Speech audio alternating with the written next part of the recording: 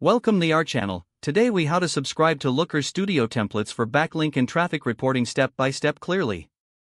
Open your web browser and navigate to the Looker Studio homepage. If you don't have an account, create one by clicking on the sign up button. Log into your Looker Studio account using your credentials. Once logged in, go to the template gallery.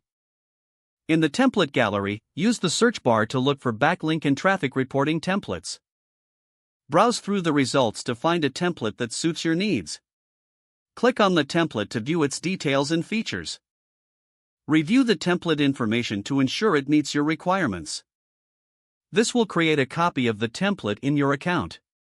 You may be prompted to connect your Google account to authorize access. Follow the on-screen instructions to complete the authorization process. After authorization, you can customize the template as needed. Make adjustments to the data sources to match your specific requirements. Once you've finished customizing, save your changes. Your template is now ready for use in reporting your backlinks and traffic. You can access it anytime from your Looker Studio dashboard. If the page does not load, refresh the browser or try again in a private or incognito window. Make sure you are using the correct email address, then retype it carefully to avoid small. If your password is not accepted, use the reset option and create a new strong password you can remember.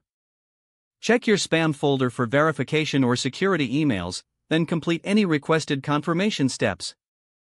Enable two-factor authentication if available to improve account security and reduce unauthorized access risk. After signing in, review your profile details so your contact information and settings are accurate and current. If you see an error message, note it down and try again after restarting your device and internet connection. Log out when you finish, especially on shared devices, to keep your account and payment information secure. If the page does not load, refresh the browser or try again in a private or incognito window. Make sure you are using the correct email address, then retype it carefully to avoid small typos. If your password is not accepted, use the reset option and create a new strong password you can remember.